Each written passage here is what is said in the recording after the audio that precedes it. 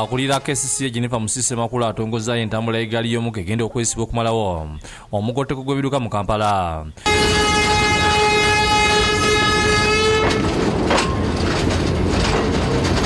Musisi nga awerekerwako abakungu abalala okuva mu kitundu kya KCCA basoose kutuula mu ggaali y'omukka ne bagitambuliramu era buli we batuuze ku siteegi nga bafuluma buli abavunaanyizibwa ku ntambula y'eggaali y'omukka ne babalambuza bwegenda okuba ng'eyita na biki ebyetaagisa okukola obulungi.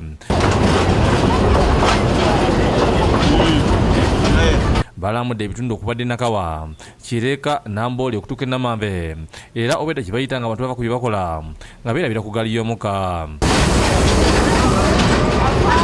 Musisi agambye nti endagaano gavumenti gye yali akola n'ab'eggaali y'omukka yali yakwetika migugu gyokka nga ye yali ebalemesa wabula nkati endagaano yatereezeddwa nga n'abantu baddembe okutambuliramu. Tulowooza nti mu mwezi nga gwa March train zino zijja kuba zitandise okutwala abantu nga bava e Namanve okutuuka e Kampala.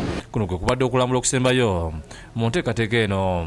Okusooka twali tulowooza nti February naye twafunamu okukeereesebwa kuba balina okusooka okuddaabiriza coaches okuteekamu entebe okukyusa zibe nga zitwala abantu bangi nga bwe mulabye buli coach etwala abantu 12 sofa tulina coach ze baleese 5.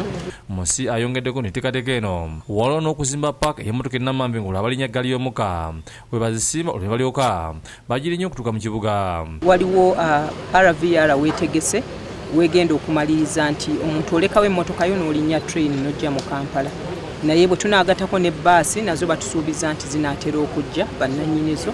Akulira entambula y'eggaali y'omukka Steve Lwakasenze agambye nti eggaali y'omukka yakumiririranga e Nakawa, Kireka, Nambole ng'eronda abantu ng'omuntu okugirinnya kusasulanga sente 34 amagenda n'amadda.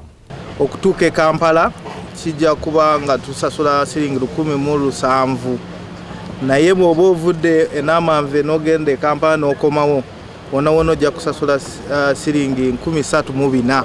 Train ejja kuba eyimirira okuva Kampala station ejja kuba eyimirira okuva awo eyimirire Nakawa eyimirire Kireka Nambole ekomenkereze wano e Namanve. Obedi Tutale yakusakidde guli eno ku Lwabukedde TV1.